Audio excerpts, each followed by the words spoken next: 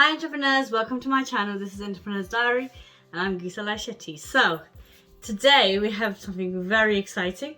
We've got our first collaborator from eConsultantClinic.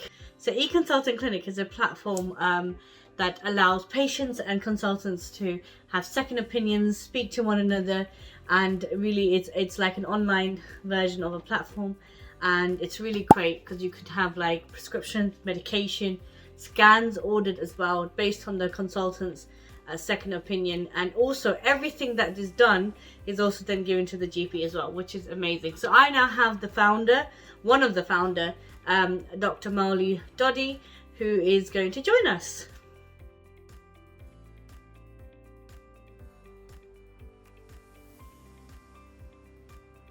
So hi Mouli, how are you doing?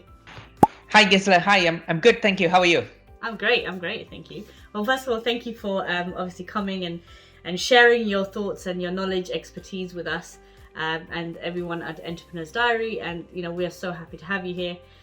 But yeah, so tell me more about yourself so that everybody else knows you too. Yeah, I'm a ENT and head and neck surgeon at working in Wales at the moment. Oh, awesome. So obviously, as we know each other from eConsultantClinic, so just tell me a little bit more, or tell the viewers a little bit more about eConsultantClinic and what is it that you guys do, and yeah, sure.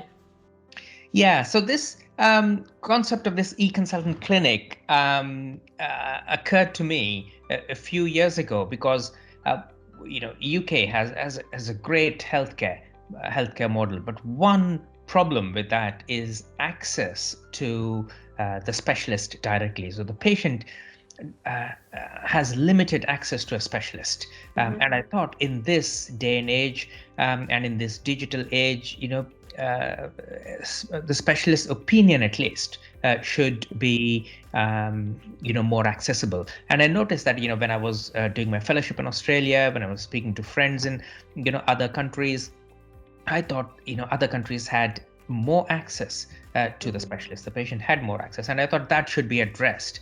And I felt the need for that both as a patient myself, for my family, and with the friends whom I speak to. So that is how the whole concept of this eConsultantClinic started. So mainly to address the problem of improving the access of the patient to a specialist, and patient should get be able to contact a specialist for advice and so on.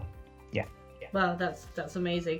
I know there is a need, because there was a lot of people who are in need of this. So that's great. Post-COVID with the waiting, that is a real necessity, isn't it?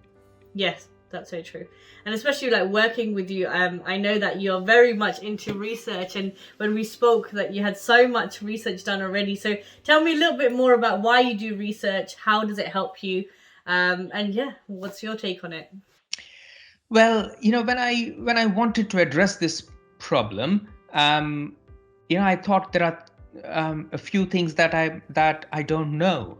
In fact, a lot of things that I don't know, and I thought, this project of providing patients, access to a specialist, has three issues. One, the medical part of it. Two, the technological side of it, and the third, the business aspect of it. And I don't know anything about tech and the business part of it, and hence I spoke to friends who are in and family members who are in those fields. I tried contacting people to see if they want to collaborate, and all of these are not easy. So and these days you can get a lot of information on the internet. So yeah, I went on them and researched a lot, spoke to, as I said, friends and family who are in this field, just to understand the tech and the business side of these sort of ventures. Which is really important, because I think market research is one thing that a lot of people are actually not doing as much as they should be, and this is one of the really key thing that will set you apart, because the more you know about your market, the more you know about what is involved in building that business, the better it will be, because you can also then brief. Because when you came to me and you briefed us, I was like, whoa, he knows what he's talking about, and that's not everybody does that. So that's a really good thing. Yeah, I mean, I'm fortunate to have family members and friends who a lot of them are in the tech business. So, when I spoke to them and read about it, got some knowledge. Yeah. Good. So another burning questions that I have is that you obviously, alongside two other stakeholders, are founded eConsultantClinic together. So how is it like between the three of you as stakeholders making decisions or running the business? So yeah, I founded this eConsultant clinic along with Shri and Hassan. Both of them are good friends for a very long time, and I have a very good rapport with them. They're good friends, and so initially started off with Shri, and Shri felt the same issues as well. Patients unable to have access to a specialist, and so it was easy for easy to collaborate with him because he shares the same problem as well and wanted to solve it and was passionate about it. And then I was looking for another person as well who has knowledge in this sort of thing and is passionate about this problem, and came across Hassan, whom I know him for more than 10 years now.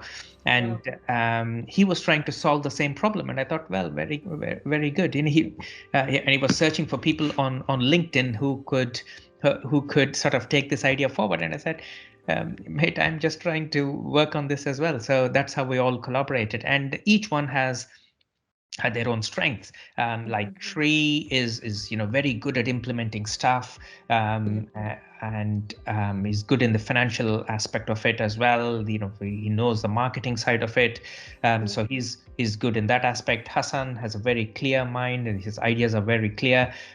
He knows what he just sort of takes out all that clutter. Is very clear in his mind. So and he is a solution person. Yeah, so that's how, and so we all sit together and sort of share the responsibilities and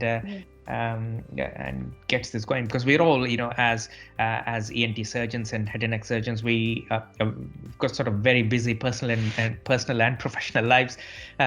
So the coordination to get things done is very important, and we have that. Wow, that's a very important factor, coordination, and I think also communication. I think you three together, whenever I've interacted with you, you have brilliant communication. Like, you respect each other well, you speak, you collaborate together, you go and have your own meetings, you're very systemized as well, which is amazing, and it's something that actually works. So if you were to start this venture again, what is one advice you would give yourself now that you didn't know back then?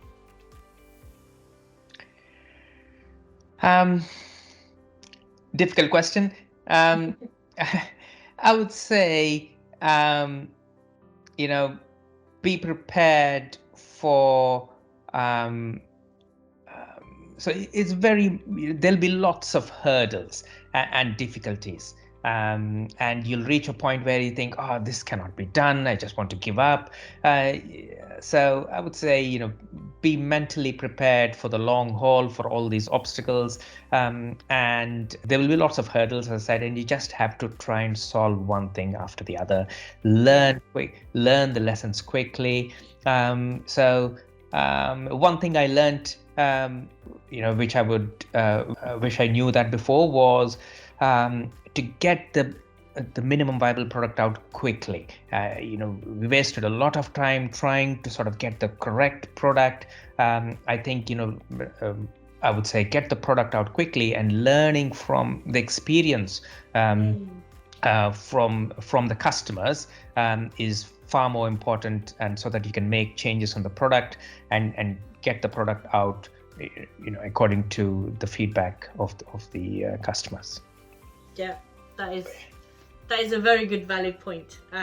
So, I mean, throughout the hurdles that you mentioned, what motivated you to continue this lifestyle? I think the satisfaction of trying to solve this problem, and also the learning curve. This is a new territory for us. Trying to learn along the way is very motivating. and the satisfaction of being able to, once the product is out, you get a lot of satisfaction when you're able to help a patient through these virtual consultations. And yeah, the satisfaction of helping the patient, satisfaction of getting this product out that is useful to the patient. And I suppose, I mean, as two other of your stakeholders, you guys actually motivate and build each other up as well, which is quite important to have that support network and system of everyone who has the same vision and the same goal towards, what you want to achieve. So I think that is something admirable as well. Is there anything else you want to talk about? Like something significant that you think, like if there was another medical profession who might want to start something, or even yourself, for example, like what do you want to share to someone younger, older, in the same boat as you? What would I like to share? I mean, I think entrepreneurship is great. I think we should always look at there are loads of problems to solve, and I think we should always try and see what problems are around and how can we solve it, especially with the amount of technology that we have these days. It is not easy, it is stressful, it is difficult to manage your time and resources, but it is really fun and motivating. Good, that's awesome. So I hope you guys had a good session and you've learned a lot from Mouli. From Dr. Mouli, and he's brought on some really good points that is worth taking into consideration. If you're in this journey and you need a little bit more information, do let us know, reach out, comment below if this has really inspired you. If you or your friends or families are looking for a second opinion or need a doctor's consultation out of hours, can't get one, referrals, eConsultantClinic does really do it without an NHS referral. You can directly contact them. So the links will be down below on the video. Go ahead, go check them out. See if you need that help. I hope you guys enjoyed today. Give it a big thumbs up, like, share, and subscribe to our channels. And watch this space for a lot more collaborators to come from different industries, different walks of life, different lifestyles, and let them see, let them give you an insight on how this journey is like. Thanks, guys.